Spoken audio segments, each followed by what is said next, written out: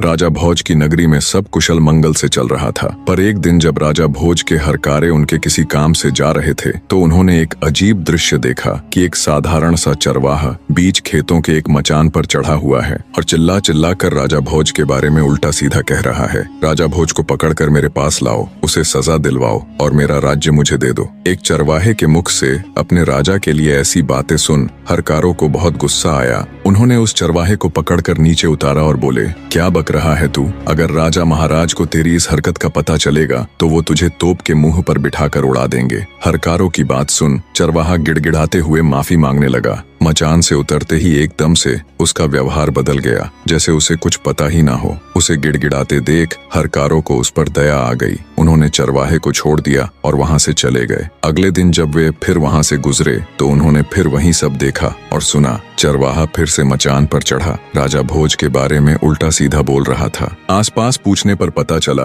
वो खेत किसी कुम्हारिन का था। जब भी वो अपने खेत में कोई फसल उगाती तो पूरे खेत में बहुत अच्छी फसल होती, पर उस मचान वाली जगह पर एक पौधा तक नहीं उगता था। आखिर कुम्हारिन ने उस जगह पर एक ऊंचा सा मचान बनवा दिया ताकि इसके ऊपर चढ़कर खेत की रखवाली की जा सके। चरवाहे के बारे में पूछा तो पता चला कि वो एक साधारण सा चरवाहा है, पर पता नहीं क्यों जब भी वो इस मचान यानी चबूतरे पर चढ़ता है तो इसी प्रकार की बातें करता है और नीचे उतरते ही उसका व्यवहार बिल्कुल सामान्य हो जाता है। ये सब जानने के बाद राजा भोज के हरकारों को बड़ा अजीब लगा। उन्होंने राजमहल जाकर ये सारा किस्सा ज्यों का त्यों राजा के सामने कह सुनाया। सारी बात सुन राजा भोज को भी बड़ा अचरज हुआ। हमारे राज्य में तो सब लोग सुख शांति के साथ रहते हैं, फिर वो चरवाहा ऐसी हरकत क्यों कर रहा है? जरूर इसके पीछे कोई तो बात है। हरकारे बोले, महाराज हमें तो लगता है उस मचान में ही कोई गड़बड़ है, क्योंकि जब भी वो चरवाहा उस पर चढ़ता है तो ऐसी बातें करता है, लेकिन जैसे ही वह नीचे उतरता है फिर से साधारण मनुष्य बन जाता है। सब जानने के बाद आश्चर्य के साथ राजा भोज बोले,